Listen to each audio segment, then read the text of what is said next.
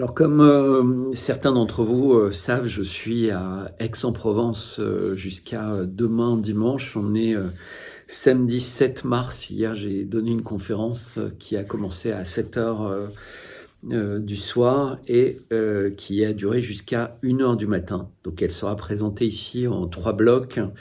Le premier, je crois que ça fait environ 1h20. Et le deuxième fait à peu près la même durée, et le troisième fait à peu près la même durée. C'était passionnant, il y avait 35 personnes qui se sont réunies, donc c'était absolument plein par rapport à la capacité d'accueil, et énormément d'enthousiasme, pas tellement parce que ce que je dis est fait pour faire plaisir, au contraire, mais les personnes qui écoutent se sentent soulagées parce qu'enfin, elles comprennent ce que j'appelle comprendre la vérité. Et la vérité libère. La vérité, c'est la vérité. Le mensonge, c'est le mensonge. Et la pommade, entre guillemets, c'est la pommade. Et moi, je suis pas dans la pommade, pas dans le mensonge, au contraire, dans la vérité. Et donc, j'espère que vous allez passer un bon moment avec cette...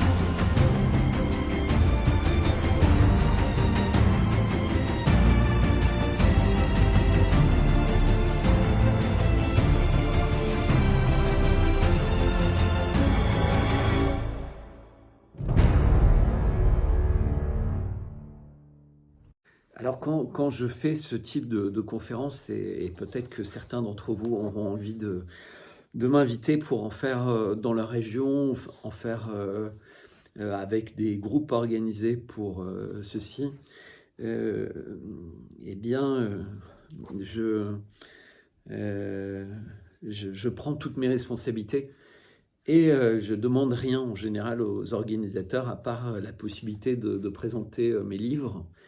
Et que si les personnes veulent faire des dons pour m'aider à financer le trajet, eh bien ce serait bienvenu entre guillemets.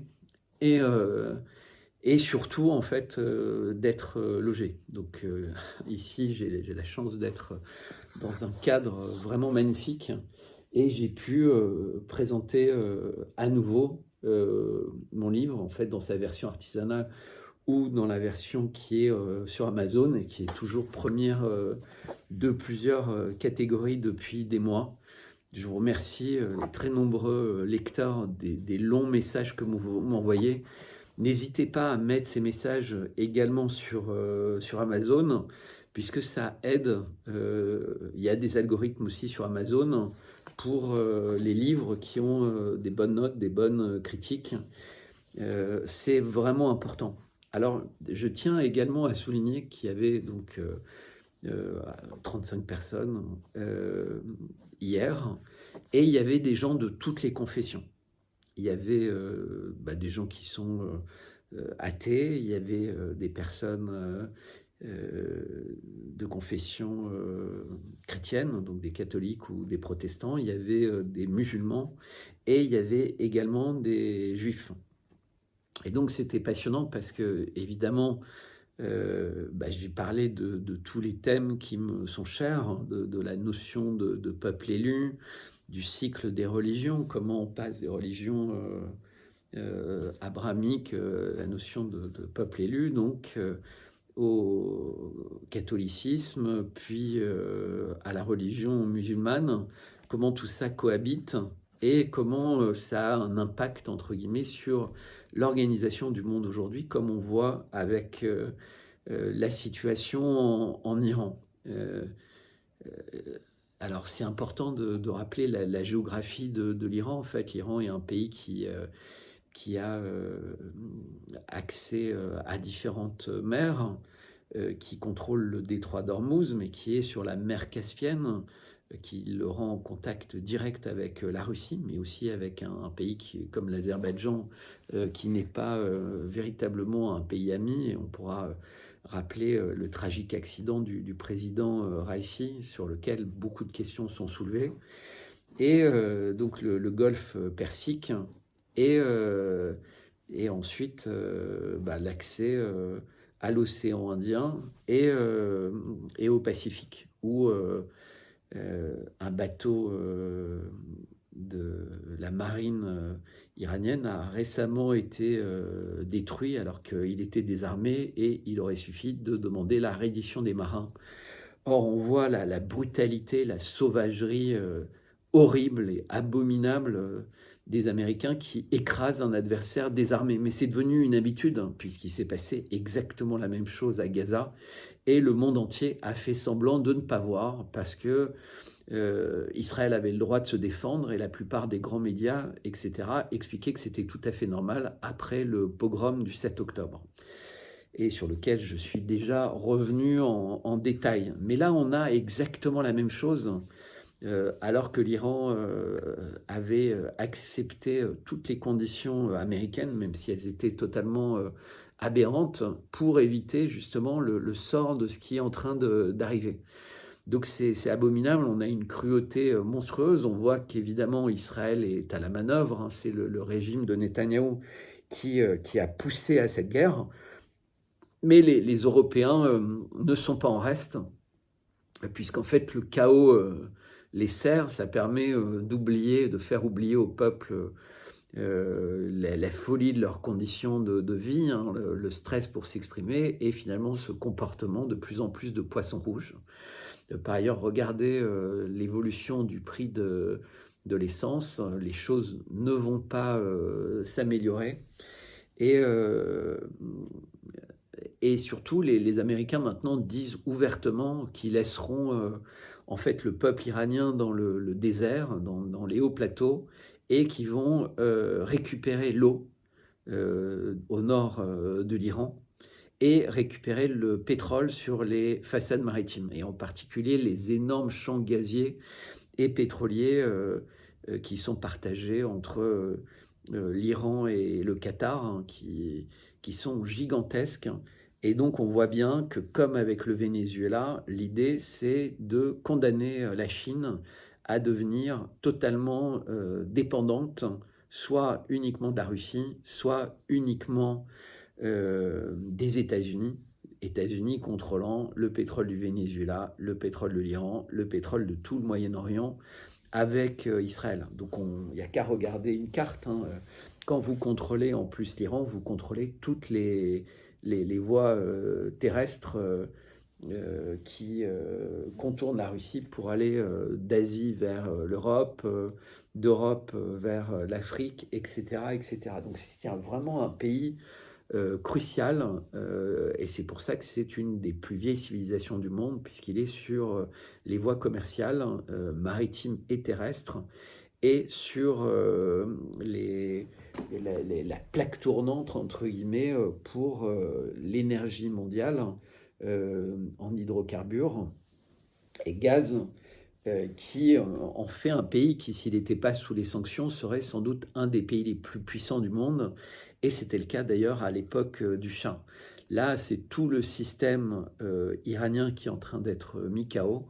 Et j'en parle au fur et à mesure de la conférence. Donc je remercie les personnes qui m'accueillent ici. Je vous rappelle à tous que, comme vous l'avez remarqué, il n'y a pas de publicité dans mes vidéos, donc elles sont très agréables à regarder, on n'est pas sans cesse interrompu.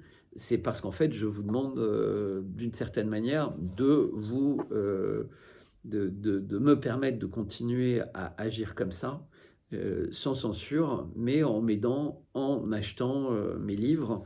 Mais en le faisant, vous verrez, vous vous faites également un cadeau, ou vous faites un cadeau à ceux auxquels vous offrez les livres, parce que ces livres sont véritablement des cadeaux. Le contenu est un cadeau, ce ne sont pas des livres qui sont à nouveau écrits pour être lus en une ou deux soirées, ce sont des livres qui sont faits pour être lus plusieurs fois dans une vie, pour devenir des compagnons de route. Vraiment, lisez les commentaires sur Amazon, lisez les commentaires que parfois je présente dans mes lettres Substack, et vous verrez, c'est essentiel d'acquérir les livres dans la version qui vous convient le plus financièrement. J'ai de moins en moins de livres de la version artisanale, et peut-être que je ferai une seconde édition en parallèle avec la sortie du nouveau tome de la collection de la Table Rouge. Un grand merci à tous, bonne vidéo, bon moment, bon week-end. Alors ça fait bizarre de dire ça dans le cadre actuel, mais en réalité, quand on commence à comprendre ce qu'on vit, pourquoi on le vit, et ce qui se passe réellement, on se sent beaucoup mieux. Et donc c'est ce que j'essaye de faire à nouveau dans cette conférence. Je vous souhaite un bon moment. N'oubliez pas de commenter la vidéo, n'oubliez pas de partager la vidéo, n'oubliez pas de vous abonner à cette chaîne. C'est vrai que je demande assez peu souvent, et ça vous prouve à quel point, en fait, je ne fais pas ça sans calcul. En fait, je consacre 100% de mon temps quand je ne dors pas et que je ne suis pas à table ou avec d'autres activités de plus en plus rares, à essayer véritablement de partager avec vous mon analyse de la situation actuelle, et tout ça dans une perspective historique et géographique. Voilà, bonne vidéo, merci beaucoup, et pensez véritablement à vous offrir ces livres. Et si vous êtes du côté de Aix ce week-end, eh bien faites-le moi savoir, je suis là encore jusqu'à dimanche en fin d'après-midi. Et le week-end du 21 mars, je serai en Alsace, puis je serai en Bretagne du Nord, puis je serai dans l'Aisne. Voilà, il y a beaucoup de conférences au cours des prochaines semaines. Et bientôt, je vais repartir marcher sur les routes de Compostelle. Et j'espère également, dans ce cadre-là, croiser certains d'entre vous. En tout cas, je vous remercie beaucoup. Je vous dis à très bientôt. Au revoir. Alors, bonsoir à tous et merci à nos hôtes. On est dans un cadre assez magnifique, je trouve, pour une conférence extrêmement complotiste, c'est-à-dire le genre de conférence qu'en général, on devrait faire dans une cave, loin d'une caméra, sans Américains dans la salle. Bon, je ne vais pas demander quelles sont les religions des gens ici, parce que de toute façon, il n'y a pas de problème de religion. Et je pense que les religions, c'est quelque chose de magnifique. Il y a des problèmes d'infiltration à l'intérieur des religions, et c'est ce que je vais essayer d'expliquer dans cette première partie. Donc avant de commencer l'enregistrement, j'avais demandé s'il y avait des sujets qui intéressaient, et voilà, il y a en ce moment, au moment de cette conférence, on est vendredi, voilà, on est vendredi 6 mars. Depuis maintenant presque une semaine, l'Iran est bombardé. En retour, l'Iran rend un petit peu ce qu'elle reçoit, mais je vous assure qu'ils reçoivent 1000 fois plus que ce qu'ils peuvent renvoyer. Et ça, cet épisode arrive, ça s'appelle Epic Fury. J'en parlerai dans la deuxième partie de la conférence. Mais les bombardements ont commencé au moment exact où, depuis quelques heures, les Iraniens avaient tout accepté. C'est-à-dire qu'ils avaient accepté toutes les demandes des Américains en comprenant que les Américains n'étaient pas là pour négocier, ils étaient là pour imposer. Et les Iraniens ont compris que il fallait qu'ils acceptent tout. Et en fait, quand ils ont annoncé ça aux Américains, les Israéliens ont décidé d'attaquer et les Américains ont décidé de suivre les Israéliens. Tout ça, ça a été dit immédiatement. Maintenant, les histoires changent. Et comme la plupart des gens qui regardent les grands médias ne retiennent que la dernière version de l'histoire, vous savez, c'est un peu le système du brouhaha de l'information. Eh bien, ce qui va rester, c'est que les Iraniens sont méchants. Et en plus, ils sont vraiment extrêmement talentueux parce qu'ils ont envoyé des drones qui ne peuvent pas aller à plus de 1500 km d'Iran jusqu'à Chypre, ce qui a autorisé tous les pays européens à dire « on arrive au secours de l'Iran ». Ils sont, franchement, les Iraniens sont très très provocateurs. Et ouais. Et donc, ce qui donne l'impression que l'Iran est seul face au monde entier. Donc, ils sont vraiment méchants, en fait, puisque l'image compte plus que la réalité. Et si vous avez la France, l'Allemagne, l'Angleterre, l'Italie, les États-Unis, Israël, plus tous les pays du Golfe qui disent attention, et l'Azerbaïdjan et ceux-ci qui se mettent contre les Iraniens, c'est que les Iraniens sont méchants. Et ça, j'en parlerai plus dans la deuxième partie, mais cet épisode arrive dans la foulée d'événements extrêmement marquants pour les Américains en particulier et pour une partie du monde qui était en train de prendre conscience de quelque chose de très étrange qui est à l'intérieur du dossier dit Epstein. Et ça, c'est ce dont je vais parler dans la première partie. Mais je ne commencerai pas par Epstein, je finirai par Epstein, parce que le dossier Epstein est sorti dans la foulée de ce qu'on pourrait appeler l'affaire Charlie Kirk, qui est sorti dans la foulée de l'affaire qu'on pourrait appeler l'affaire Brigitte. Vous avez entendu parler de l'affaire Brigitte? Moi, j'en ai beaucoup entendu parler. Mais tout ça arrive dans une séquence d'affaires et il faut bien commencer quelque part. Et je vais commencer par l'assassinat de John Fitzgerald Kennedy. Et je ne vais pas rentrer dans le détail de ces affaires. Je vais juste dire quelque chose d'extrêmement simple et vous allez comprendre l'énormité de ça. Il y a eu une enquête avec un rapport qui s'appelle le rapport Warren. Donc il y a eu, vous avez vu plein de films sur l'assassinat de Kennedy, les enquêtes, etc. Des millions de pièces d'interrogatoires, FBI, CIA, pour parler d'un assassinat en cascade finalement. Puisqu'il y a un président qui meurt, un assassin qui meurt, un assassin qui meurt, et enfin c'est jusqu'à l'affaire Kennedy, le cinéma n'osait pas faire une telle série Z. Mais là, c'est allé beaucoup plus loin, c'est-à-dire qu'en fait, la plupart des éléments de l'enquête, des éléments intéressants, n'ont toujours pas été divulgués, alors que les lois américaines imposeraient d'avoir tout libéré. Et donc, ça veut dire qu'il y a des choses dans ces dossiers qu'un certain nombre de personnes considèrent comme trop risqué, soit pour la sécurité intérieure américaine, soit pour un allié ou des alliés stratégiques des États-Unis. Alors on peut considérer que si le meurtre a été commis par la mafia, c'est pas un allié stratégique des États-Unis, donc ce serait dit.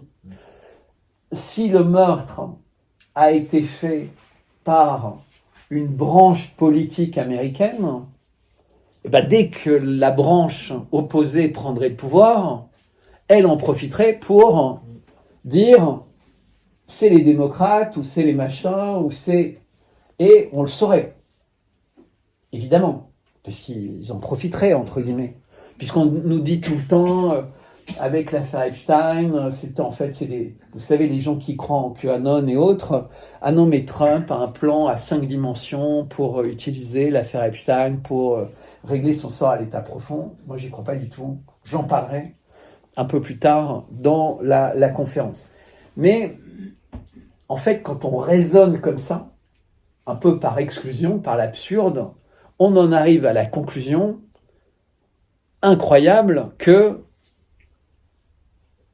Israël est peut-être la raison pour laquelle ce dossier, les pièces n'ont pas été présentées. Et ça, c'était juste en raisonnant par l'absurde. Qu'est-ce qui pourrait justifier que ce n'est pas montré ? Parce qu'il y a beaucoup de gens qui disent c'est la mafia, Chicago, machin, parce qu'ils voulaient se venger, ils n'ont pas récupéré, ils avaient permis à Kennedy d'être élu. Enfin, il y a des milliers de thèses. Mais il n'y en a qu'une seule qui tient la route, avec cette première partie de raisonnement, c'est qu'Israël est impliqué. Ça a une grosse portée, puisque même Tucker Carlson en parlait il y a quelques jours, il n'ose pas le dire aussi clairement, mais si on lit entre les lignes, on sent qu'il pense ça. Les enfants Kennedy pensaient tous ça. Et la famille Kennedy, et ils voulaient que l'enquête soit ouverte. Bon, depuis que Robert Kennedy est au gouvernement avec Trump, ils ne pensent plus rien, donc c'est triste, mais voilà, c'est comme ça. Il y a une espèce de contagion du pouvoir. Vous savez, vous arrivez au pouvoir, c'est le syndrome de Dilbert, vous devenez totalement incompétent, ou vous devenez totalement diabolique, et j'y reviendrai en parlant de ce qui se passe en Iran, assoiffé de sang, en fait, vampire, comme disait très justement Vladimir Poutine dans une interview d'il y a 1 an et demi, où il disait on est dans un bal des vampires qui va bientôt terminer, et il concluait derrière en disant que c'était des vampires qui étaient aussi des cannibales mangeurs de bébés. Et c'est Poutine qui parle, c'est pas quelqu'un... Trump, on peut s'attendre à ce qu'il parle comme ça, beaucoup de gens, on peut s'attendre à ce qu'il parle comme ça. Poutine, c'est quelqu'un qui est assez posé, et quand il en arrive à parler comme ça, c'est qu'il a vraiment des informations. Et quand on voit les dossiers Epstein, quand on voit ce qui se passe, les écoles bombardées, Gaza, etc., on ressent quand même qu'il y a quelque chose d'épouvantable qui se passe dans le monde, qui dépasse l'entendement. C'est-à-dire, pour moi, Gaza, c'est la ligne de flottaison de l'humanité. Si on n'est pas choqué, désolé, on n'est pas humain. Est-ce qu'il y a des gens qui ne sont pas humains ici ? Donc, tout le monde a été choqué, non ? Et choqué. Et donc, maintenant, je vais donner des arguments positifs. Donc, j'avais fait par exclusion un raisonnement logique simple. On arrive à la conclusion que c'est Israël, naturellement, qui peut être un sujet à défendre pour les Américains. Qu'avait fait JFK ? JFK a été le dernier président de l'histoire des États-Unis à avoir dit non à une volonté de l'État d'Israël. Le dernier. Après, il n'y a plus jamais eu de président américain qui a dit non. Ils ont tous essayé de dire « sois gentil », etc. Mais ils n'ont jamais dit non. Parce qu'en fait, on va le remarquer au fur et à mesure, l'État américain, aujourd'hui, est gouverné par des élus. Il est médiatisé par des personnes qui considèrent que le destin d'Israël est beaucoup plus important que le destin des États-Unis, souvent parce qu'en fait, dans les paroisses, les évangélistes, qu'ils soient catholiques, protestants ou autres, expliquent qu'en fait, tous ceux qui ne serviront pas l'État d'Israël et le destin des Juifs subiront, entre guillemets, un destin tragique. Et d'ailleurs, de plus en plus, les dirigeants israéliens, les hommes politiques israéliens s'en amusent en disant, Netanyahou en premier, attention à ce que vous faites, il va vous en cuire. Enfin, il dit pas ça comme ça.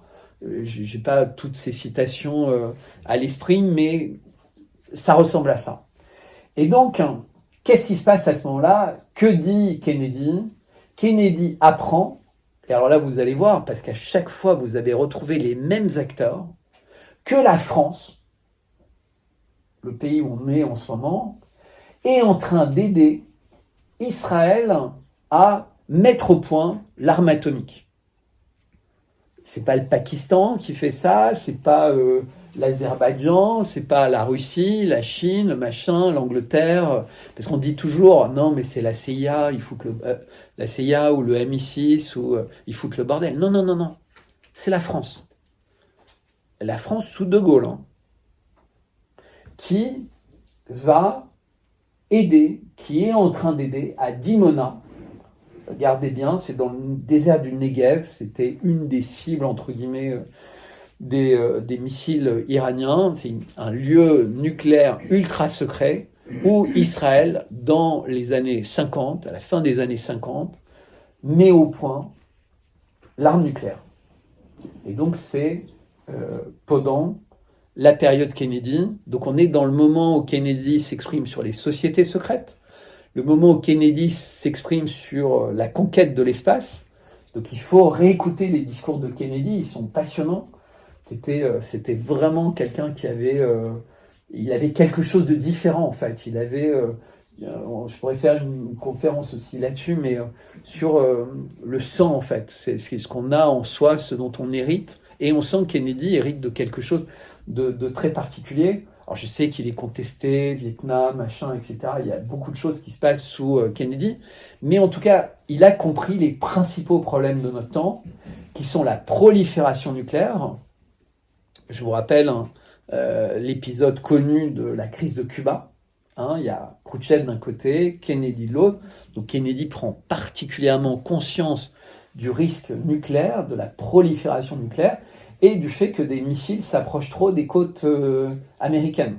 Donc ça vous permet de comprendre aussi le deux poids deux mesures avec l'OTAN qui s'approche avec l'Ukraine de la Russie. Donc la Russie n'a pas le droit de faire une crise de Cuba, mais les Américains, ça n'a jamais posé de problème. Comme, on y reviendra en prenant les crises, mais vous verrez qu'on vit dans un monde complètement double standard, double langage, et plus personne n'a de colonne vertébrale avec un minimum de verticalité pour se dire mais pourquoi dans des circonstances exactement les mêmes, par exemple en Yougoslavie on dit aux Serbes le Kosovo a le droit à son indépendance, et on dit aux Russes non, le référendum en Crimée dans le Donbass c'est pas valable. Qu'est-ce qui fait que il y a des gens qui décrètent que pour exactement la même situation, dans un cas ça compte et dans le cas ça compte pas. Et je pourrais vous parler des élections, je pourrais vous parler tout, Moldavie, Roumanie, etc., où l'Europe s'immisce dans les élections et s'en vante. Et même les Américains disent que les Européens s'en vantent, parce qu'en fait le jeu c'est devenu comme un Mikado, en fait, tout est très compliqué. Mais revenons à Kennedy. Kennedy dit non. Il dit non à quelqu'un qui a donné son nom à un aéroport, le grand aéroport de Tel Aviv, Ben Gourion. Il dit à Ben Gourion, il faut arrêter, on doit faire des inspections. Nos services nous disent que vous êtes en train de faire l'arme nucléaire. Il n'en est pas question. On veut bien vous protéger, on veut bien vous donner de l'argent, etc. Mais dans cette région du monde, on ne peut pas faire ça parce que ça va créer ce qu'on vit aujourd'hui.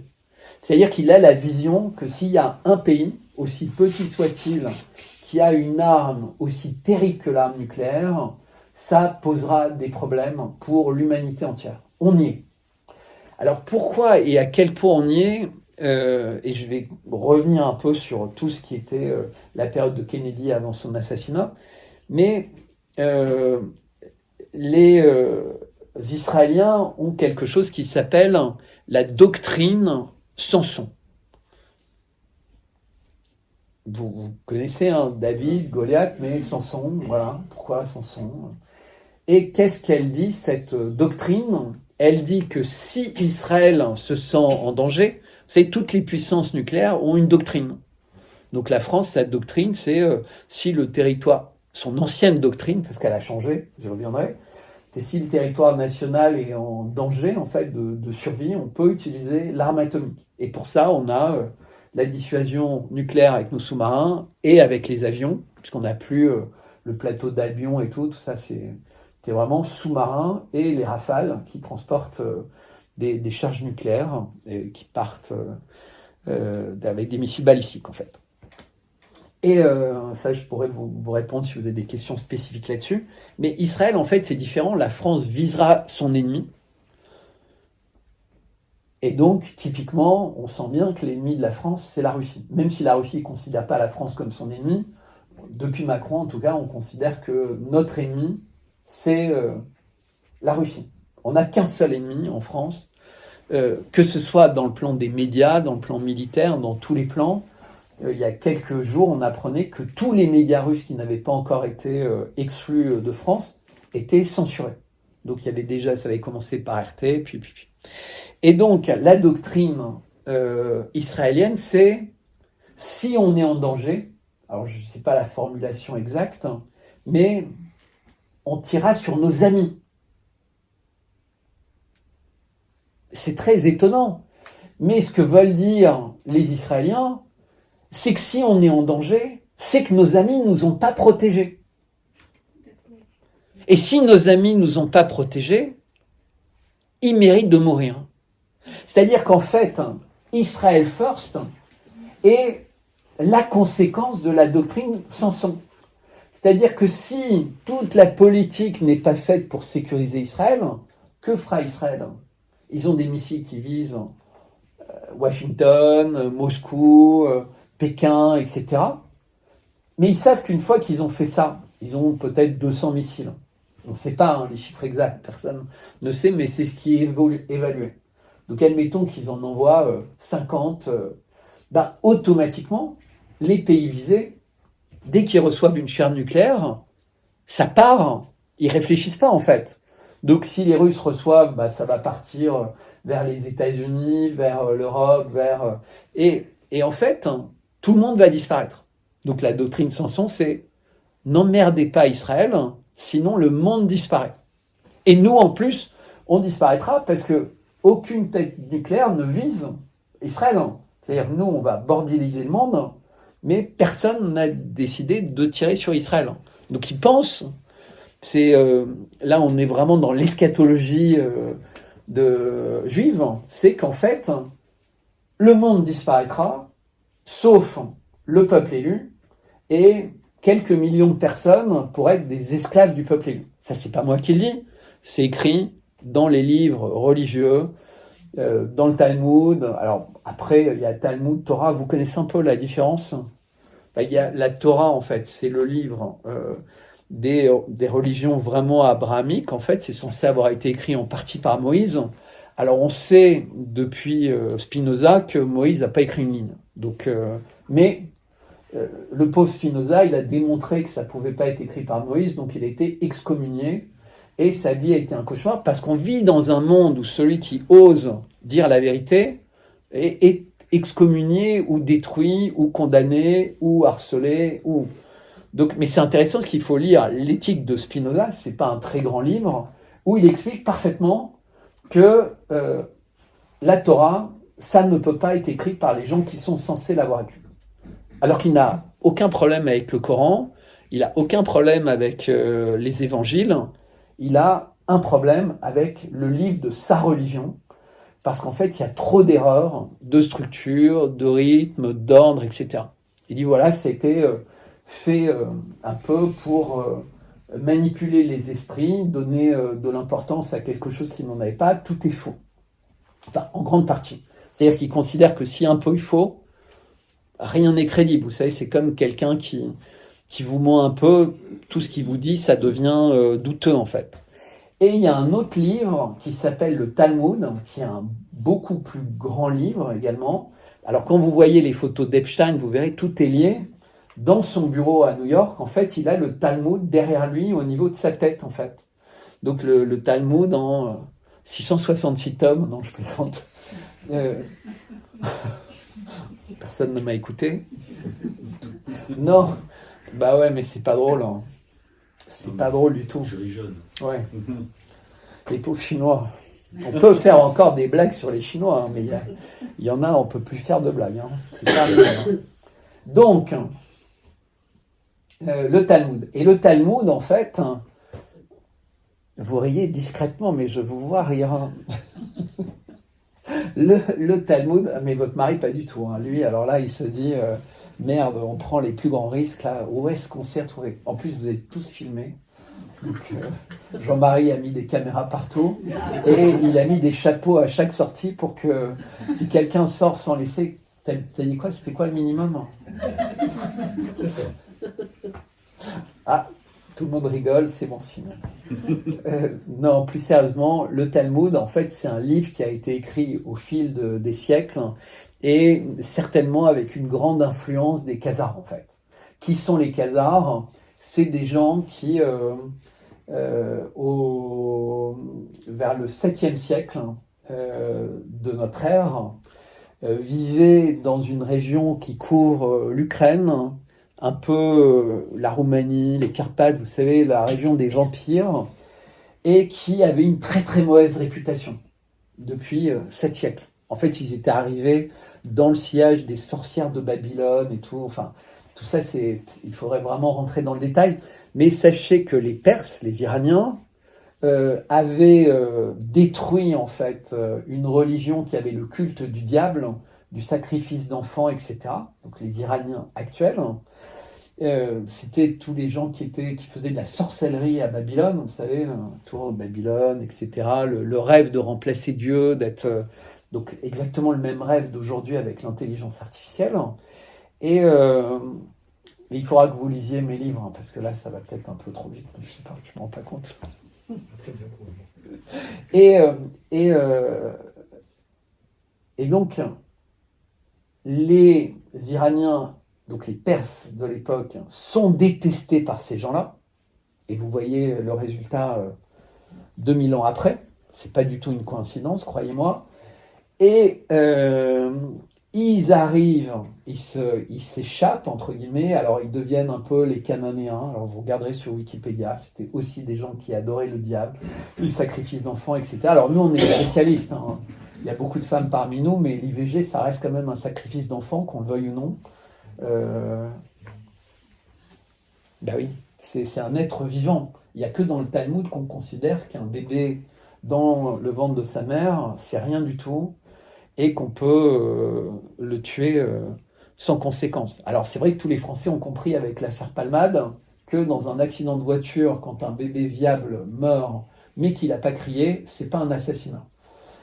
C'est quand même difficile à faire encaisser par sa maman qui sent le bébé jouer au football, qui lui a déjà donné un prénom, qui a préparé la chambre et tout. Oui, mais tout ça, on l'oublie en fait.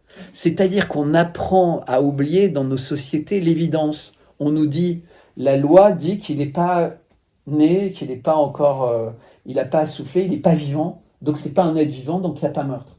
Et tout le monde se dit, bah, après tout, c'est la loi. Mais toutes ces lois, elles nous font faire des choses et accepter des choses qui sont complètement inhumaines. Mais je ne vais pas trop m'écarter. Et donc, le Talmud, en fait, est écrit dans cette période, donc 7e siècle, par cette peuplade, en fait, de gens qui sont abominables. C'est des barbares. Hein. C'est des gens qui agissent exactement comme Israël et les États-Unis. Donc Israël seul a agi sur Gaza. Et Israël et les États-Unis sont en train d'agir sur l'Iran. Je donne juste un exemple d'action abominable sur l'Iran. Il y avait un bateau iranien qui venait de faire une parade militaire en Inde. Il était désarmé. Il y avait des bateaux de tous les pays, dont les États-Unis. Il y avait 200 marins à l'intérieur. Ce bateau n'avait pas d'armes, pas de missiles, rien du tout. Il était pour une parade avec des Américains. Il part. Et comme il y a un conflit, ils décident de rester au large du Sri Lanka. Et là, qu'est-ce qui arrive? Plutôt que de retourner dans une zone de combat sans armes, sans défense, un sous-marin américain vient, sans crier gare. Le sous-marin aurait pu demander au bateau de se rendre. Il aurait fait prisonnier les marins, il aurait pris le contrôle du bateau, comme on fait avec un pétrolier. Vous avez bien remarqué que les Américains, quand il y a un pétrolier dans la mer, ils attendent d'avoir les hélicoptères, ils prennent le contrôle du bateau et tout. Tout le monde trouve ça à peu près normal. Alors avec les Vénézuéliens, ils tirent, ils les laissent mourir, ils vont pas vérifier s'il y a des survivants, ils sont bouffés par les requins, mais voilà, c'est normal, c'est pas des hommes. Mais avec les Iraniens, c'est pire. Le sous-marin vient, coule le bateau, et il part, sans regarder s'il y a des survivants, ce qui est l'inverse des lois de la guerre, de toutes les lois en fait. Et c'est les Sri Lankais qui arrivent en apprenant que le bateau est en train de couler avec les SOS, donc beaucoup plus longtemps après, et qui ont réussi à en sauvegarder 30, mais dans une mer infestée de requins. Voilà, ça c'est aujourd'hui les États-Unis. Et ils sont fiers. Ils expliquent qu'en fait, ils vont tous les tuer. Ils le disent. C'est pas... on va vous tuer. Puisqu'en fait, même s'ils se rendent, même s'ils acceptent, on a vu les ayatollahs avaient accepté, ils font quand même la guerre. Puisqu'en fait, ils ne veulent pas que l'autre accepte, ils veulent l'éradiquer de la surface de la Terre. C'est une éradication. C'est-à-dire qu'en fait, vous pouvez éradiquer physiquement les gens, donc là vous comprenez ce que je suis en train de vous dire, mais vous pouvez aussi les éradiquer mentalement. C'est-à-dire que vous pouvez faire perdre l'envie à quelqu'un définitivement d'être un contestataire. Vous voyez ce que je veux dire? Moi, je m'exprime sur beaucoup de sujets. Ben, je vous assure que quand on vient vous chercher à 6 heures du matin, qu'on vous met les menottes, qu'on vous amène en garde à vue 36 heures avec un Pakistanais de telle taille, qu'on vous interroge pendant 10 heures pour savoir si vous êtes un méchant, alors que les personnes qui vous interrogent savent que vous n'êtes pas un méchant, mais ils ont le ministère, le machin, et qui vous disent non, non, mais lui, il faut vraiment le cuisiner, il faut qu'il comprenne qu'il doit fermer sa gueule parce qu'il nous emmerde. Ben, vous comprenez en fait dans quel monde on vit. On vit dans un monde où on veut que les gens ne pensent plus. L'école fait qu'on hésite à penser. La télé fait qu'on hésite à penser. Les lois font qu'on hésite à penser. En ce moment, en France, ils sont en train de préparer une loi, ils viennent de finir avec l'euthanasie, qui est une loi portée par une députée Renaissance Yadan, qui va interdire de faire la conférence que je suis en train de faire. C'est-à-dire qu'en fait, c'est une loi pour interdire l'antisionisme. C'est une loi qui interdit de critiquer les actions de l'État d'Israël. Et ça, c'est quand même un comble. Dans un pays laïque, on met au sommet un pays qui a une religion qui n'est pas la nôtre. Un peuple élu, et là, d'un seul coup, on doit croire en Dieu, on doit croire en cette religion. On n'a pas le droit de croire en nos religions, on est vraiment laïque, et on ferait la digne, le Christ n'existe pas, il était invité sur tous les plateaux, et d'autres disent la même chose, mais on met au pentacle un pays qui est l'État juif, et on n'a pas le droit de critiquer ce pays parce qu'il a vécu la Shoah, qui est horrible. Je souhaite à aucune personne de vivre ça et de vivre l'horreur de ce qui s'est passé, mais ils n'ont pas été les seuls. Les tziganes, les handicapés, il y a beaucoup de gens qui ont souffert aussi pendant la Deuxième Guerre mondiale. Les Russes, 27 millions de Russes tués dans des conditions abominables, et ce n'était pas la première fois. Donc, l'empereur russe de l'époque demande aux Khazars, parce que je m'égare, de choisir une religion. Parce qu'en fait, quel est le surnom des Khazars? Les boucliers rouges. C'est quoi la traduction de bouclier rouge en allemand, puisque c'est une zone germanique? Rothschild. Le nom des Khazars, c'est les Rothschild. Et quand ils voyaient arriver des gens avec des boucliers rouges, les autres tribus de l'époque savaient qu'ils avaient affaire aux Khazars et c'était terrifiant parce que c'était des cannibales, suceurs de sang, ils collectaient le sang de leurs ennemis, ils prenaient les os, la peau et ils fabriquaient des boucliers avec et ils trempaient les boucliers dans le sang. Un peu comme Daesh fait quand il coupe les têtes, quand il se... etc. Ah ouais, c'est vertigineux. Mais c'est ça c'est la vraie histoire. Et en fait, Dracula vient de ça. Pas du tout d'un aristocrate londonien, sympathique, etc. C'est les chefs de cette tribu, en fait. Et quand le nom Rothschild, qui est un nom qui n'existait pas, est créé par la famille Bauer en 1700 quelque chose à Francfort, leur symbole, c'est déjà un bouclier rouge. Et ils sont banquiers. C'est quoi un banquier? C'est un vampire de notre temps. Puisqu'un banquier, en fait, c'est quelqu'un qui pratique l'usure, et l'usure, c'est la vente du temps. Or, le seul qui pourrait vendre le temps, c'est Dieu. Puisqu'en fait, le temps, c'est quelque chose que... c'est la vie, en fait. Donc c'est pour ça que l'usure était interdite par les différentes religions. Donc alors ce qui est très étonnant, c'est que la famille Rothschild, vous regarderez sur Internet, dans chaque génération de cette famille, vous avez des entomologistes. Vous savez, les gens qui étudient les insectes. Et la spécialité de la famille Rothschild, c'est les insectes suceurs de sang. Non mais vous verrez, ils ont offert une collection de 30 000 insectes suceurs de sang à la National Gallery. C'est-à-dire que leur fait... Mais non, mais ils se moquent de nous. En fait, ils nous disent tout. Mais on veut pas voir. Moi, je vous dis ça, vous dites, il est fou. Non, vous allez vérifier en 2 secondes. Tout est devant nos yeux. Mais il faut pas le dire. Vous comprenez ça? Et j'en reviens au dossier JFK. Il faut pas le dire. Non, ne dites pas. Vous pourriez devenir antisémite ou raciste. Mais non, mais est-ce que la vérité est antisémite? La vérité, c'est la vérité. Non, mais c'est vrai. Vous êtes d'accord ou pas? Oui. Est-ce que la vérité, c'est autre chose? Est-ce qu'il y a... La vérité n'a pas besoin d'un qualificatif? La vérité, elle n'est pas raciste, elle n'est pas noire, blanche. Elle est vérité. On vit dans un monde où on considère que la vérité est dangereuse et que le mensonge, c'est mieux que la vérité. Mais au quotidien, pas juste de temps en temps. C'est le mensonge est devenu une industrie, y compris chez les dissidents.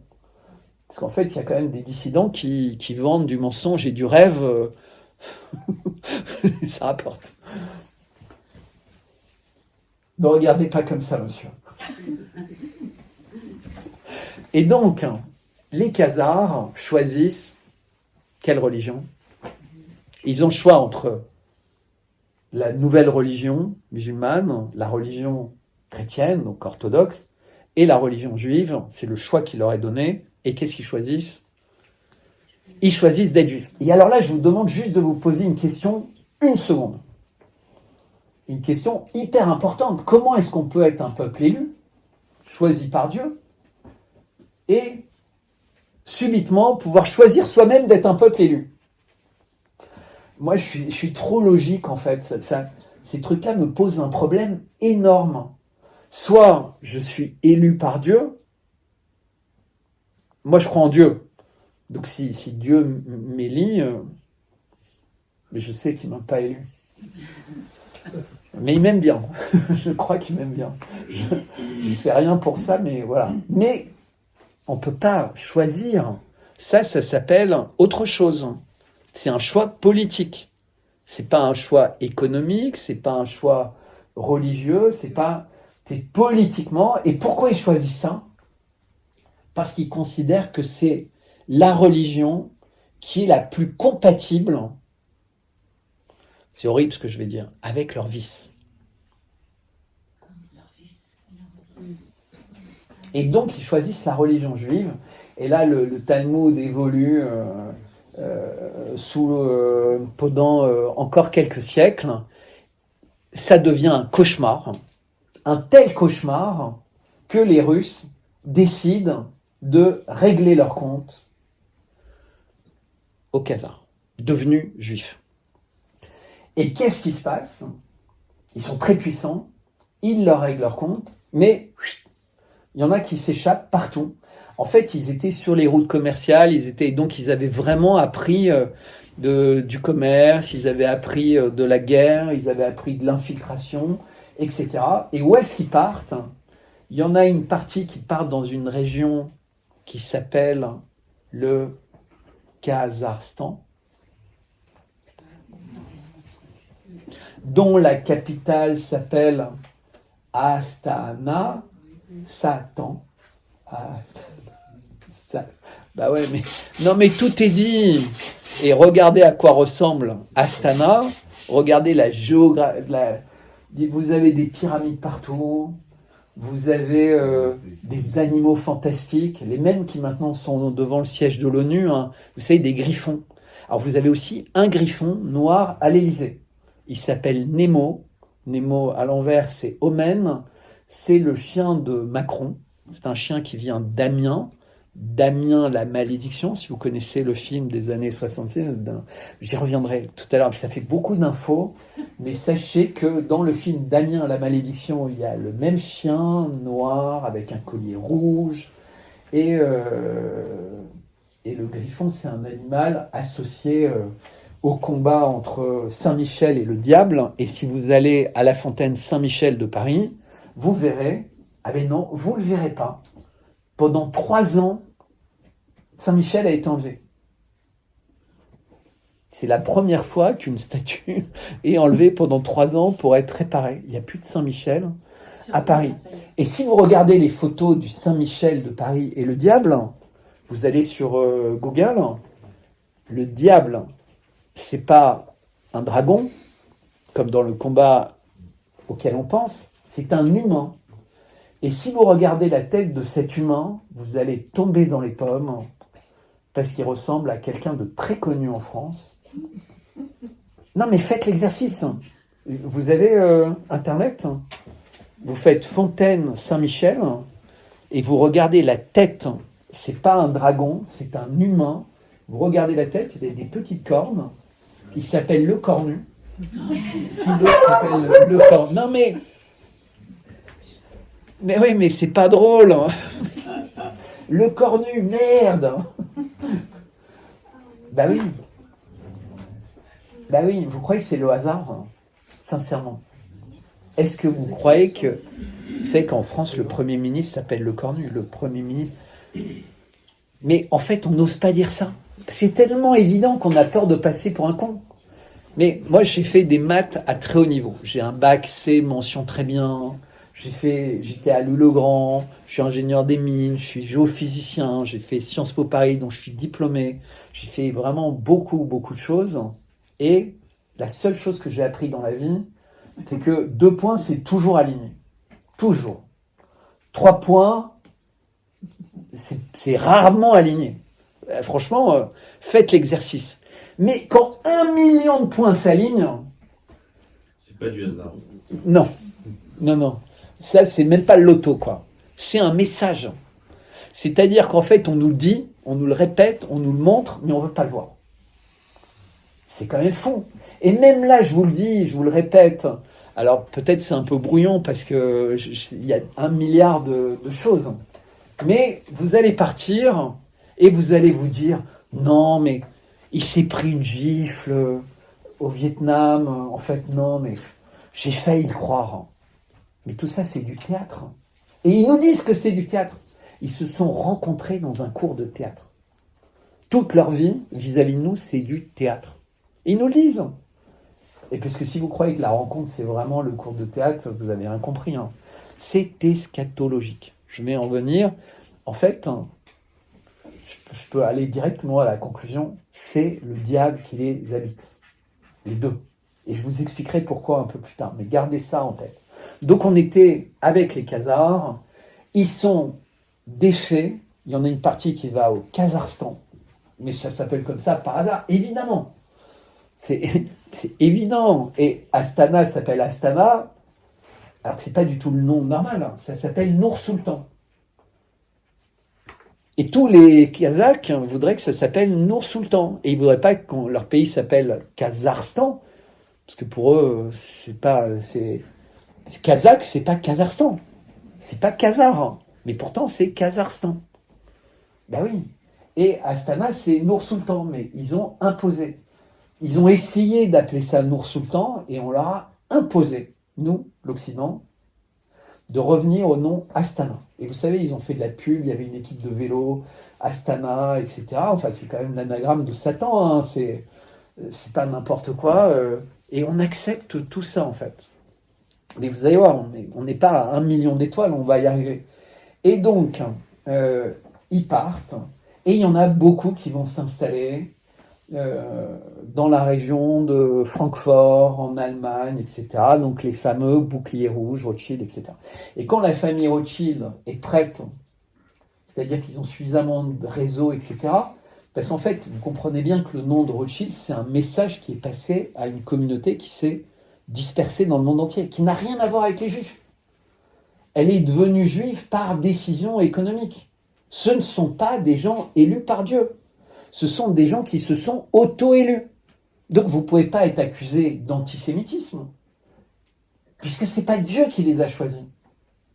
Vous comprenez? Moi, je respecte les gens qui ont été choisis par Dieu. S'il y a un peuple élu, je respecte. Mais je crois en plus que même ça, c'est plus compliqué. Pourquoi? Parce qu'en fait, il y a bien les tribus abrahamiques, et ça, je suis persuadé qu'ils ont été choisis par Dieu. J'ai aucun doute. C'est comme ça. Moi, je crois ça. Peut-être vous ne croyez pas, mais moi, je crois ça. Mais en revanche, il se passe un épisode hyper important qui est souvent négligé. C'est que Moïse attend Dieu pendant très longtemps et Dieu finalement vient et lui donne les tables de la loi. Moi, je crois ça. Il lui donne les tables de la loi. Moïse est tout content, il a attendu, il redescend, et qu'est-ce qu'il découvre? Qu'est-ce qu'il découvre? Le veau d'or. Il découvre qu'en fait, son peuple est devenu adorateur du diable. Parce qu'en fait, c'est pas le veau d'or. Ça, c'est ce qu'on nous a mis dans la tête. C'est comme si on nous avait dit le canari d'or, ou le poussin d'or, ou le machin. Non, non, non, non. Le veau d'or, c'est l'enfant de quoi? C'est l'enfant du taureau. Et le taureau d'or, c'est quoi? C'est le dieu Baal, le dieu du sacrifice des enfants, le dieu, le diable en fait. C'est Moloch, c'est, vous l'appelez comme vous voulez. Et donc on nous a dit depuis toujours que c'était les adorateurs du veau d'or. Mais personne n'adore un veau d'or. Quelqu'un adore un veau d'or? Sincèrement? On adore un taureau, on adore un lion, on adore un tigre, on adore un éléphant. On n'adore pas un veau d'or, on adore un coq, on n'adore pas un poussin. Vous voyez ce que je veux dire? Vous êtes d'accord ou... Oui. Donc on nous a dit, on nous a transformé la traduction de veau d'or pour pas qu'on fasse le lien. C'est très facile de changer une traduction. Vous savez, dans des langues très anciennes, entre l'enfant, le père, le machin, c'est...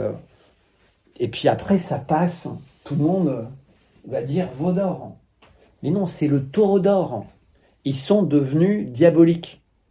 C'est pas moi qui le dis, c'est les textes bibliques qui ont été traduits de façon à nous inciter en erreur et à nous empêcher de comprendre qu'évidemment, c'était pas un veau d'or, c'était un taureau d'or. Et qu'est-ce qui se passe? Et j'y reviendrai au taureau d'or, parce que si vous vous rappelez la cérémonie d'ouverture des Jeux Olympiques, comme par hasard, au milieu de la tribune, qu'est-ce qu'il y a?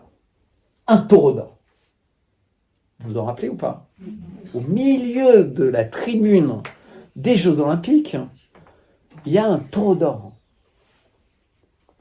Comme par hasard, ils peuvent enlever Saint-Michel pendant 3 ans, mais pendant les Jeux Olympiques, ils n'ont pas pu enlever le taureau d'or de la place du Trocadéro. Et en plus, ils l'ont bien redoré. Comme ça, il n'y avait aucun doute, c'était bien un taureau d'or. Là, ils n'ont pas mis un veau d'or, ils ont mis un taureau d'or. Là, c'était... Tout ce que je vous dis est parfaitement exact. Je sais que vous avez de l'oxygène. Vous avez quelqu'un là qui a du mal à respirer. Madame, ça va? C'est à moi que vous parlez? Oui. Je vais parfaitement bien. C'est vrai? Vous êtes Je sûr? vous écoute. Bon. Vous avez un petit accent. Attentivement. Vous avez un petit accent. Ah oui, méfiez-vous.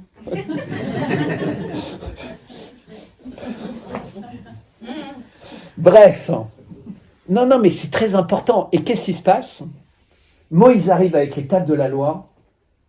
Il est désespéré. Il prend les tables de la loi. Le seul objet touché par Dieu. Il a fait un enfant, mais sans toucher Marie. En revanche, il a touché les tables de la loi. Et le seul objet touché par Dieu, hein, vous savez ça, c'est les tables de la loi. Et il veut briser le taureau d'or, ou le veau d'or, appelez ça comme vous voulez, mais sachez que c'est un taureau d'or, et les tables de la loi se cassent. Et donc, le message, communément admis, mais qu'on oublie, c'est que le diable triomphe. Parce que sinon, comment voulez-vous qu'un objet touché par Dieu se casse sur un objet fait par les hommes? C'est impossible. Donc il y a un message, c'est la fin. C'est terminé. Cette expérience a échoué. Vous en tirez les conclusions que vous voulez, c'est terminé. Et c'est ce que Spinoza découvre.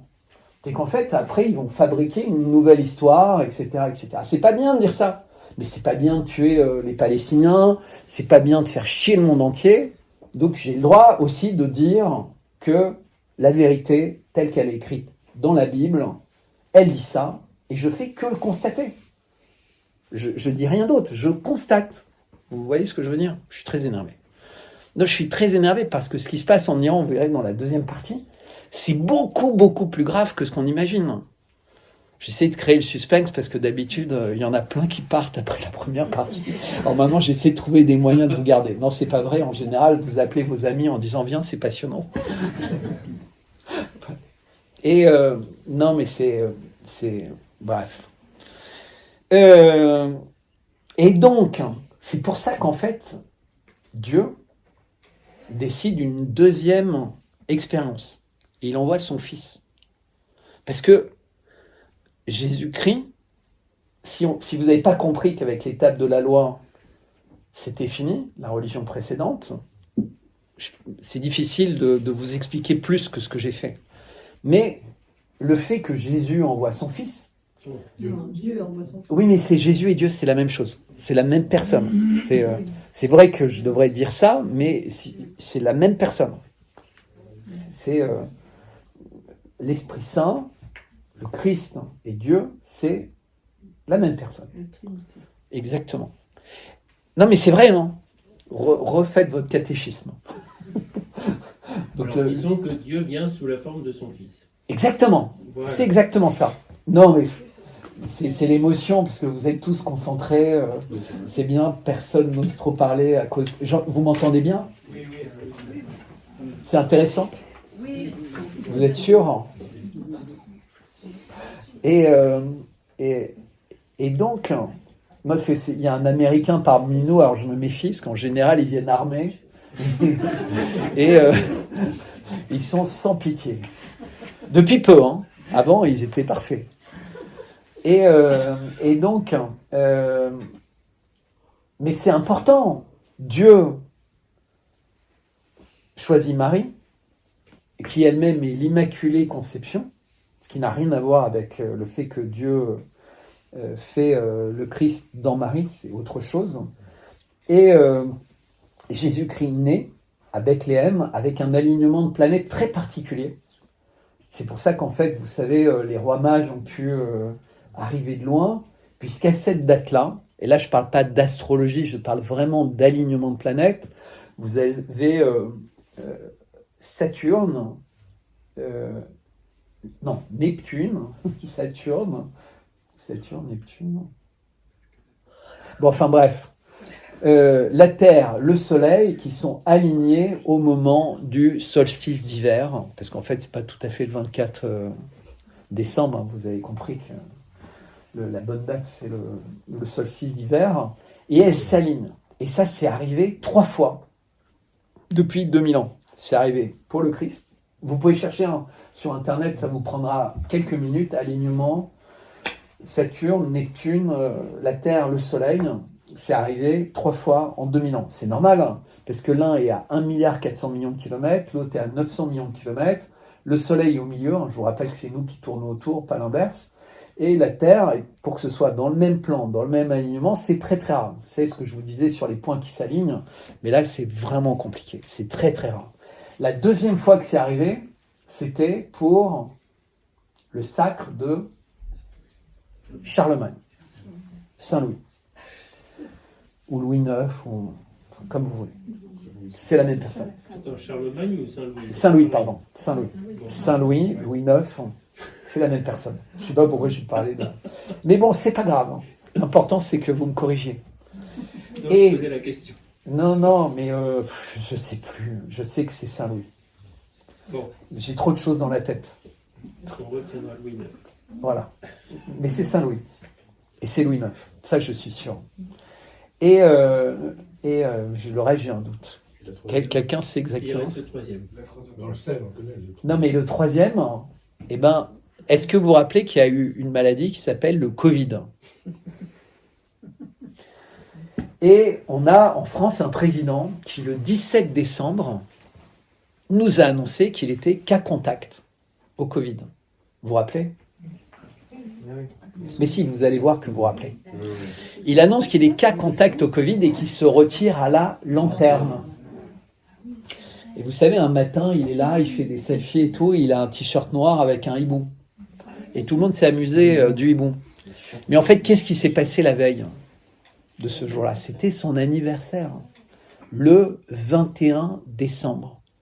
Emmanuel Macron est né le 21 décembre 1977. Il est né le jour de la nuit. Le jour de la nuit la plus longue, avec tout ce qui va avec. Et ce jour-là, cette année-là, le 21 décembre 2020, précisément, qu'est-ce qui s'est passé? Il y a eu l'exact même alignement de planètes. Ça vous prendra 5 minutes sur Internet. Le truc est... Pardon? Jupiter et Saturne. Oui, Jupiter, voilà, c'est Jupiter. Pourquoi je dis Neptune? Jupiter, Saturne. mais parce que c'est Saturne que j'ai en tête, Saturnale, qui est dans le signe, le truc astrologique de... Voilà, c'est... Et puis en plus, Neptune, c'est très loin, et voilà, c'est pour ça que c'est... Mais bref, donc c'est... Vous voyez, c'est bien de me corriger.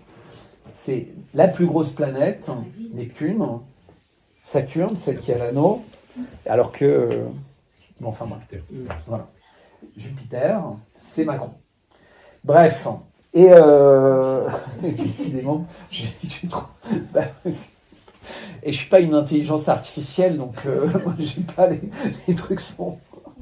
Et donc elle s'aligne. Vous avez vérifié sur Internet? C'est un phénomène astrologique hyper rare, et elle s'aligne sur Versailles. Donc c'était Bethléem la fois d'avant, et là, c'est Versailles, donc il se passe un phénomène très rare. Et qu'est-ce qui se passe en fait à la lanterne? C'est que il y a un certain nombre de personnes qui ont dit que le lieu était très particulier parce qu'il y avait des aéroports en fait hors douane, et il y a des gens qui sont venus et il se serait passé une fête, une cérémonie très particulière avec des gens très puissants qui sont venus à Villacoublay dans les différents aéroports. C'était les rois mages. Voilà, c'était exactement les rois mages qui venaient pour une célébration vraisemblablement très bizarre. Et c'est l'époque où moi j'ai parlé de ça, et ça est rentré en conjonction avec quelqu'un d'autre qui avait fait le travail, lui, de savoir qu'il y avait eu cette fête très particulière. Je ne vais pas citer les noms que lui avait identifiés, mais c'est des noms d'usual suspects traditionnels. Donc ces gens venaient célébrer un truc très particulier. Ce jour-là, à la lanterne, il faut savoir que la lanterne, c'est entouré de grands murs. Personne ne peut savoir ce qui se passe dedans. C'est en pleine période du Covid. Il est censé être malade, donc il demande à tout le personnel de partir parce qu'il ne veut pas les contaminer. Il y a d'autres personnes qui viennent, qui appartiennent sans doute à un autre type de culte. Et il se passe une cérémonie bizarre. Moi, je n'ai pas d'éléments. Ça, c'est d'autres personnes qui disent que ça existe. Je n'ai pas la certitude. La seule chose que je sais, c'est que ce jour-là, il y a un alignement de planètes très particulier. Est-ce que quelqu'un veut vérifier sur Internet en 2 secondes pour confirmer à tout le monde? 21 décembre 2020, alignement... C'est 2020 ou 2019? 2020. 21 décembre 2020. Puisqu'en fait, il annonce qu'il est cas contact le 17 décembre, il part se retirer à la lanterne, il fête son anniversaire à la lanterne, et ce jour-là, il y a cet alignement de planètes très particulier. Il faut savoir que les gens qui tirent un peu les ficelles, ils croient au numéro. Macron a quand même été élu avec 66,6% des voix en 2017. Non mais c'est vrai, ça c'est le chiffre officiel du ministère de l'Intérieur. Le hasard. Non mais c'est formidable. Donc c'est... bon, personne ne veut chercher sur Internet. Oui, C'est exact. Hein. Ah ouais, c'est exact. C'est fou. Hein. Pardon ? Jamais vu depuis le Moyen-Âge. Et au Moyen-Âge, c'était... Merde, c'est vrai, c'est fou, mais c'est vrai. Bah oui, mais c'est comme ça, en fait. En fait, le diable, il doit être consenti. Le bien est consanguin et le mal est consenti. Retenez bien ça, c'est la base de tout. Si le bien, il est dans notre ADN, dans le fait qu'on est des êtres vivants, et dans notre ADN, on a d'une certaine manière la mémoire de l'univers. On fera une autre conférence, si vous voulez, je parlerai de ça. Mais dans notre ADN contient plus de capacité de retenir d'informations que toutes les machines qui existent. Un brin d'ADN, on le sait. Et en fait... Mais pourquoi consanguin ? Parce que l'ADN, il est dans notre sang, en fait. Ah, d'accord. Donc notre ADN, il transporte la capacité du bien infini, en fait, puisqu'on a en nous la mémoire de l'univers. En tout cas, de toutes les personnes qui nous ont précédés depuis... Mais on ne sait pas le lire, on ne sait pas le décoder. Alors que le mal, on consent au mal. Le mal, il n'est pas inné. Quand on est un bébé, il n'y a pas de mal dans un bébé. On devient le produit du contexte, le produit des circonstances, le produit... Et donc, on est transformé d'un être qui est vraiment bien. Et il y en a qui sont transformés plus que les autres. Il y en a qui sont circoncis. Et il y en a qui sont circoncis le 8e jour. Mais bon, je ne vais peut-être pas rentrer dans tous les détails, mais si vous vous intéressez à la circoncision le 8e jour, je vous invite à chercher quelqu'un qui s'appelle Roger Domergue. Et vous pouvez chercher qui d'autre on a un expert là, Le docteur Gauthier, dont je vous ai parlé dans l'après-midi, et Jean Duchazot. Et donc en fait, ces gens-là se sont intéressés à l'impact sur l'hypophyse humain, et donc à l'impact sur la transformation hormonale du bébé, qui est liée à cette souffrance terrible qu'il a à cet âge-là, et au fait que, en plus, mesdames, bouchez-vous les oreilles, le bébé se fait prendre le zizi dans la bouche pour que ça arrête de saigner. Donc vous imaginez, les parents assistent à un... Ah bah si, c'est... Dans la tradition, c'est comme ça, non ? Il y a quelqu'un qui connaît un peu ? Il y a des rabbins qui le font avec la bouche. Voilà. Et parce que c'est ça le... Mais l'important, en fait, c'est pas... Ça repousse les limites. C'est-à-dire que les parents voient quelqu'un qui fait ça et qui prend le zizi de leur bébé qui a 8 jours. C'est horrible. Enfin, ça ouvre la porte à beaucoup de questions, si vous voulez. Aujourd'hui, quelqu'un touche un bébé, il est accusé de tout, mais là, prendre le zizi du bébé de 8 jours après lui avoir coupé le prépuce, il y a quelque chose de malsain. Et Roger Domergue dit, je vous invite après à chercher vous-même, mais Roger Domergue dit, le monde irait mieux si on interdisait la circoncision avant un mois. Il dit pas, je veux interdire la circoncision. Lui-même, il s'est fait circoncire tard dans sa vie, pour différentes raisons. Mais il ne faut pas que ça ait lieu entre le 8e jour et les 15 jours suivants. Pour ainsi dire, le premier mois, quoi. Il ne faut pas...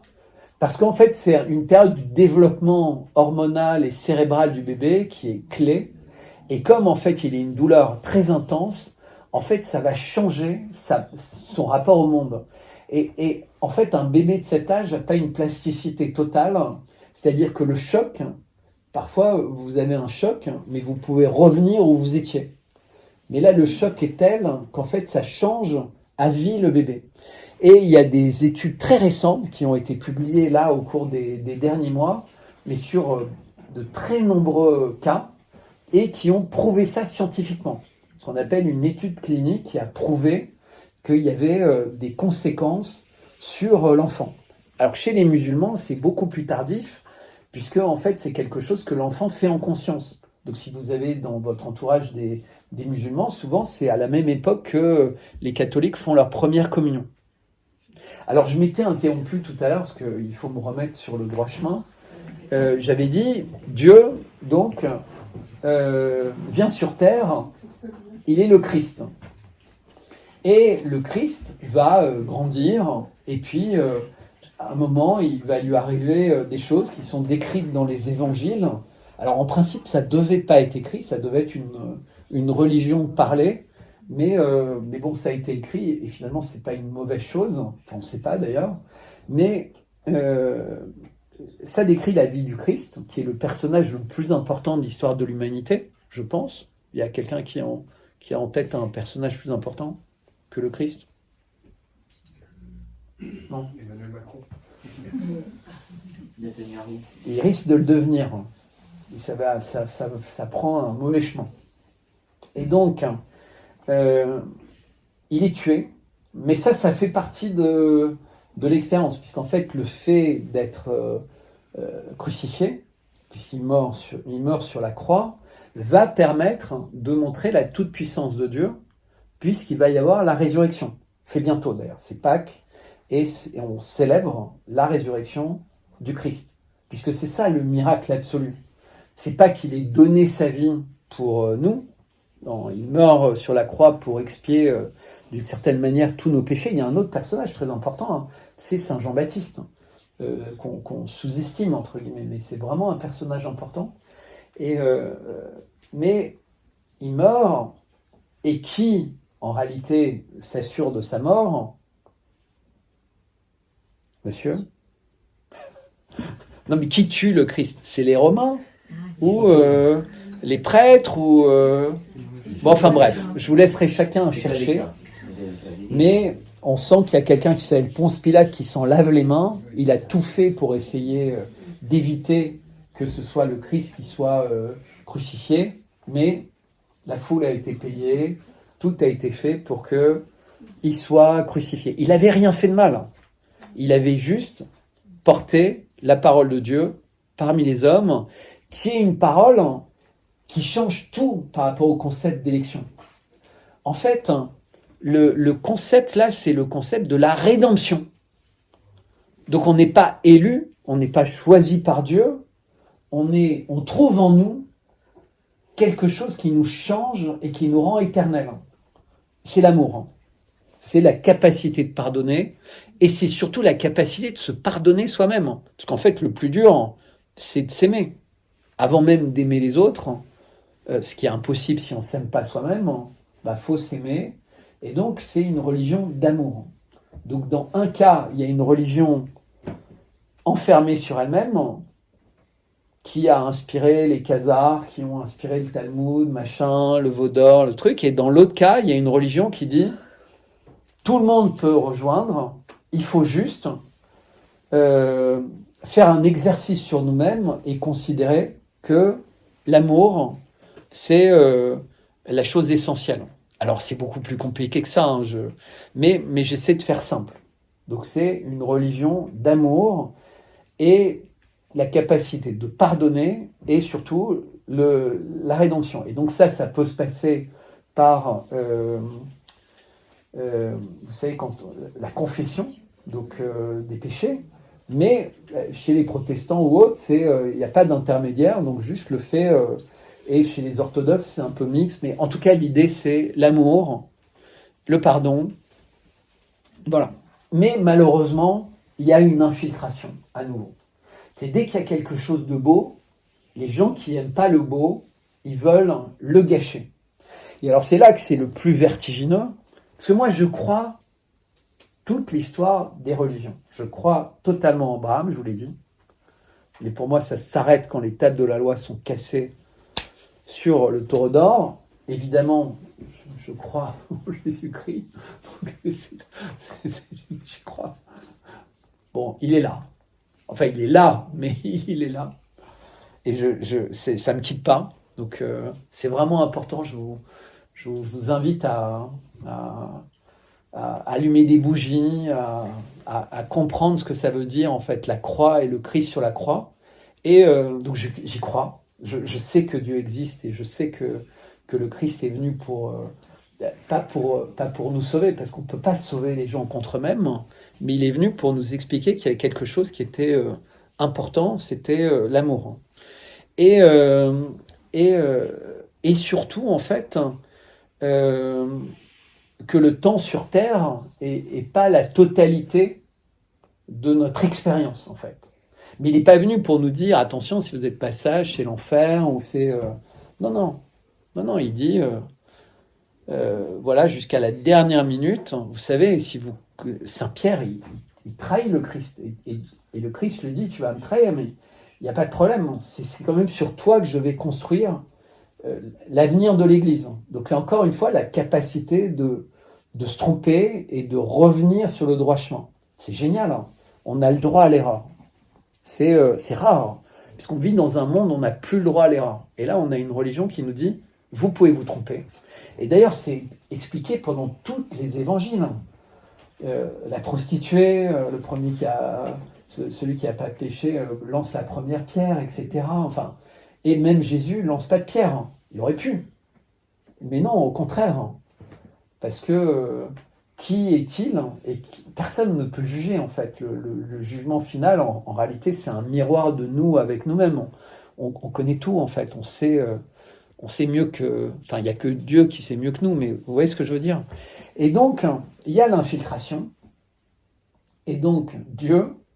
Alors là, il y a beaucoup de personnes qui me détestent pour dire ça, qui pensent que je ne suis pas un bon catholique, mais je pense qu'en fait, il parle vraiment à Mohamed. Pourquoi il parle à Mohamed? Parce qu'en fait, il comprend que il y a une faiblesse, entre guillemets. Il y a les forces du mal qui sont très puissantes, qui sont très organisées, qui sont en train de s'organiser à ce moment-là. Et donc, on est au 5e siècle. Donc, il va y avoir bientôt les Khazars auxquels on impose de choisir une religion, etc., etc. Mais ça veut dire qu'ils sont déjà là et qu'ils foutent déjà le bordel. Et en fait, un peuple qui tend la joue gauche, une religion qui tend la joue gauche, elle n'est pas prête. En fait, elle ne peut pas imaginer le mal. C'est-à-dire que quand vous êtes un humain normal, quand vous êtes un catholique, vous ne pouvez pas imaginer le mal absolu. Vous ne pouvez pas, c'est pas possible. Puisque vous êtes dans l'amour, vous êtes dans le pardon, vous avez envie d'avoir des bébés, vous ne considérez pas que l'avortement c'est un moyen contraceptif normal, etc., etc. S'il vous plaît, Oui. je ne comprends pas trop parce que quand on est chrétien, on croit en Dieu, on croit au diable. Ouais. Donc, on imagine bien le mal, que le mal existe. Oui, en principe. Bah oui, non, et vous dites le contraire.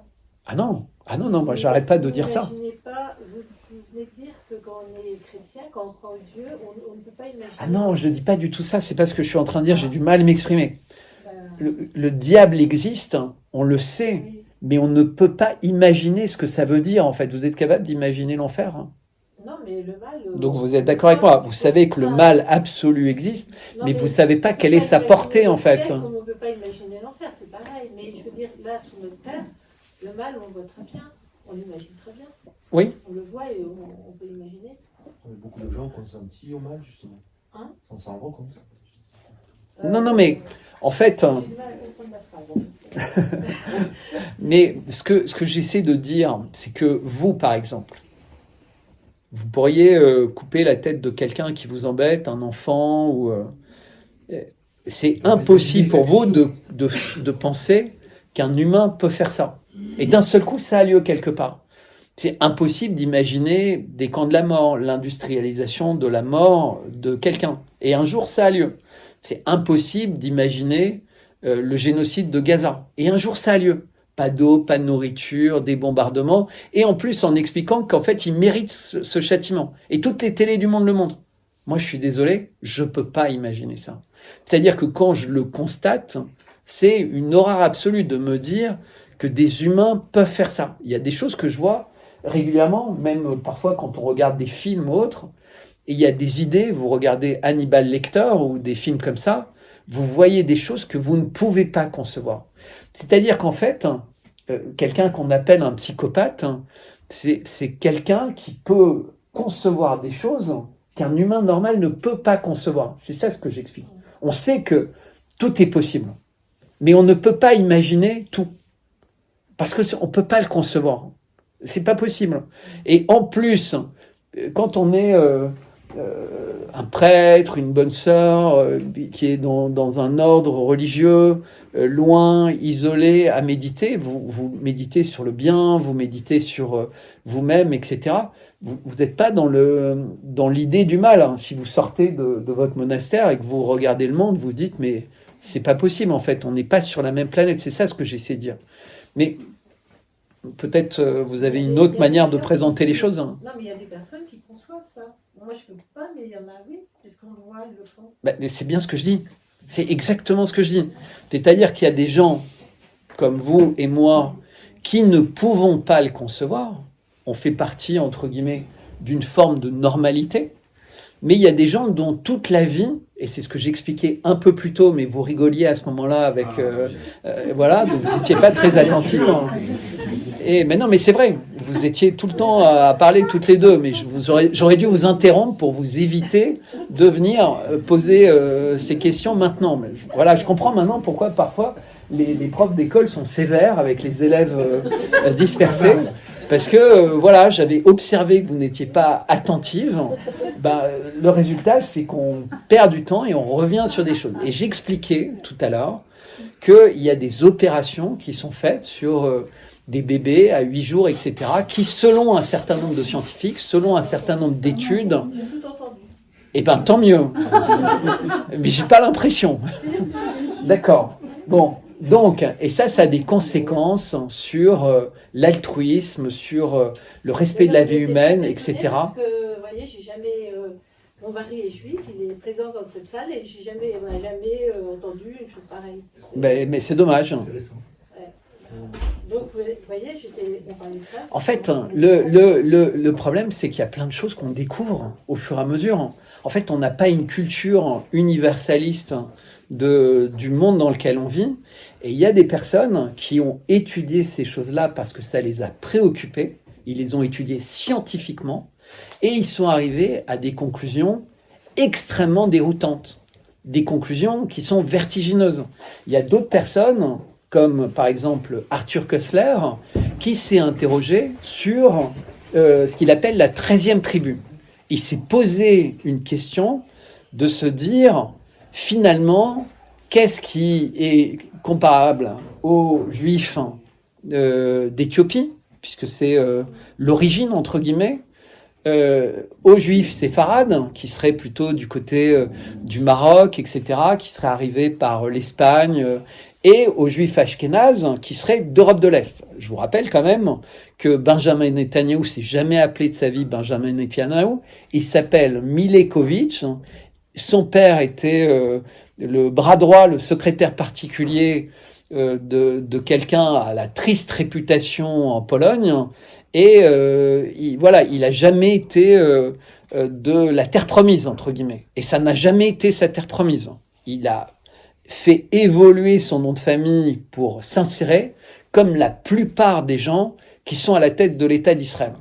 Donc, en fait, c'est des sujets qui sont très compliqués, qui nécessitent du temps et qui nécessitent d'accepter d'aller dans des placards qui sont fermés à double tour dont plus personne n'a l'autorisation d'aller. Et c'est vertigineux. Ça n'a rien à voir, je l'explique, avec la religion juive, ça n'a rien à voir avec la religion catholique, ça n'a rien à voir avec la religion musulmane, ça a à voir avec une déviance à l'intérieur de ces religions pour faire avancer un agenda entre le bien et le mal.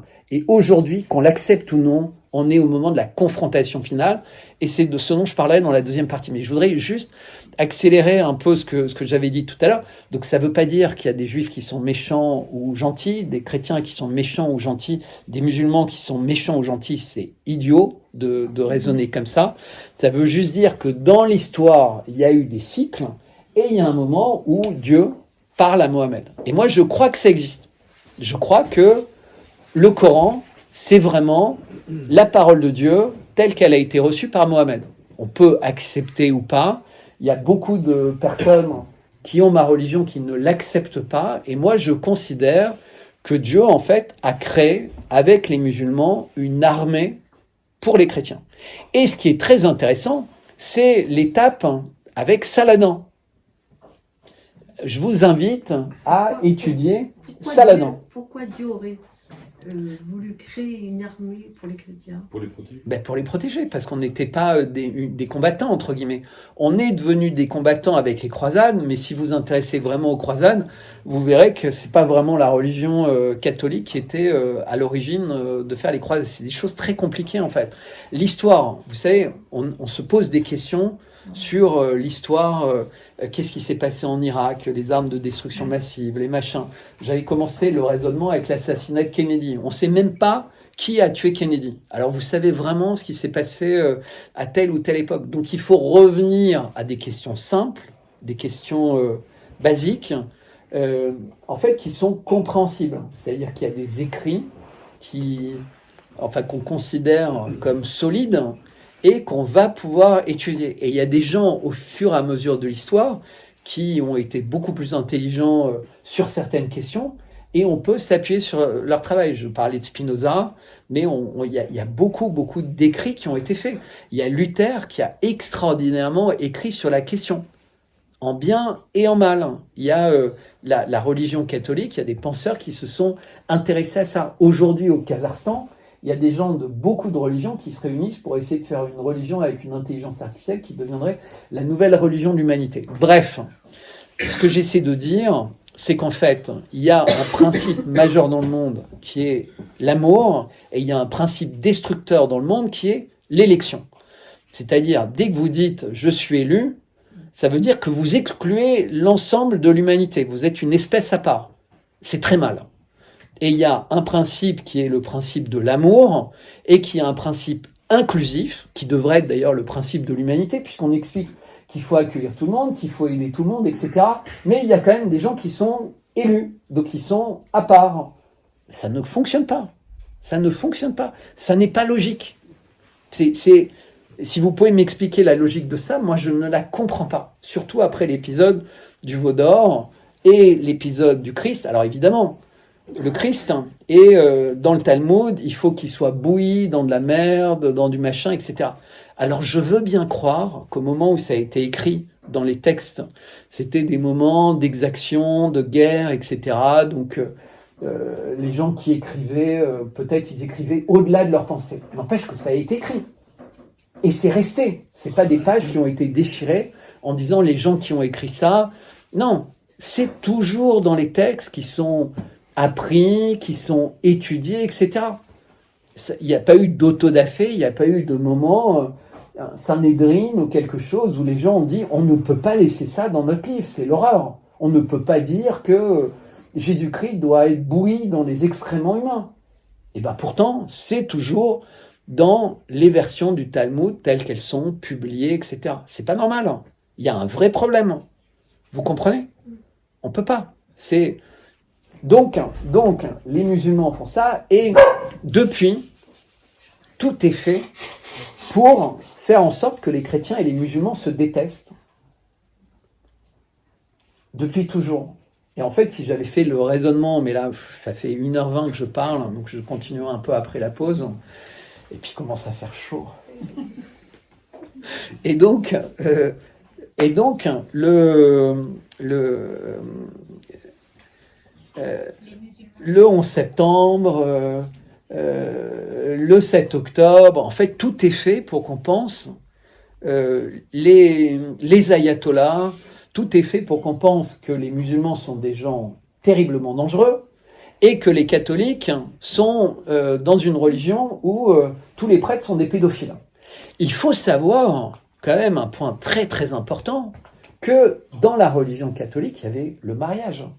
On sait bien, Borgia et tout, les papes, il n'y avait aucun problème de mariage.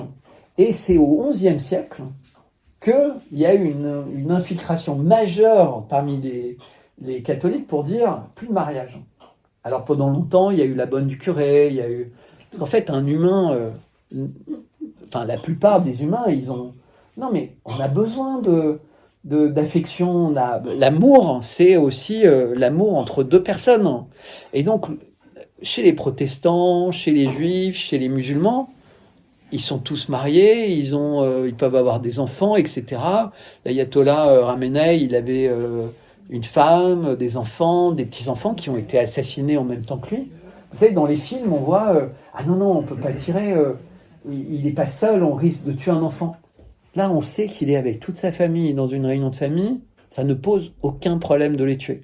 Comme si c'était de la vermine. Donc dans les films, les Américains se présentent comme « Ah non, je peux pas tuer, la cible n'est pas seule, il y a un enfant dans le champ de tir. » Maintenant, on nous explique à la télé que c'est normal. On peut tirer sur une école, bon bah voilà, on fait du chirurgical, mais parfois ça rate, etc. Donc en fait, on est en train de rabaisser le niveau de l'humanité. On est en train de nous faire accepter tous les jours un peu plus l'inacceptable. Parce que ce qu'on accepte pour quelqu'un, ce qu'on accepte pour les Gazaouis, bah, le jour où ça nous arrivera, les gens diront, bah attends, t'as fait quoi quand c'est arrivé aux Gazaouis, t'étais où? Je t'ai pas entendu. Et moi j'ai une question, Ouais. parce que depuis tout à l'heure on dresse un constat, je pense que beaucoup de gens ici, on est conscients de tout ça. Ouais. Et peut-être qu'on aimerait, en tout cas moi je pense que j'aimerais savoir quoi faire, quoi poser comme acte. Mais le problème, c'est que là, je sais, on est au début du constat. Au tout début du constat. Ça fait un moment encore. Non. Le 11 septembre, c'est pas il y a 5 minutes, Mais non. Parce que le vrai problème de notre époque, le seul problème, c'est qu'on n'est pas capable de désigner l'ennemi. Quand j'essaie d'expliquer aux personnes qu'aujourd'hui, on a à la tête de la France quelqu'un qui est infiniment dangereux, pas pour les Français, mais pour l'humanité entière. Oui, mais personne ne le croit. Mais personne ne le croit. Personne ne le croit. Les gens pensent que non, il est manipulé par Attali. Avant, il disait que c'était colère. On Bah voit si. bien qu'Attali, il a été mis sur la touche. Mais vous le voyez. Non, Mais on la a plupart... bien vu, excusez-moi, mais on a bien vu pendant les Gilets jaunes que des gars se sont fait éborgner, se sont fait couper des mains et que Macron, il n'a jamais prononcé le mot Gilets jaunes. Donc on voit bien qu'on a affaire à un taré monumental, quoi. Je vais mettre la caméra de l'autre côté. Non, mais... Et donc, voilà. Mais qu'est-ce qu'on peut faire? Deuxième partie. On fait une pause, non? J'attends. Bon, où est votre mari?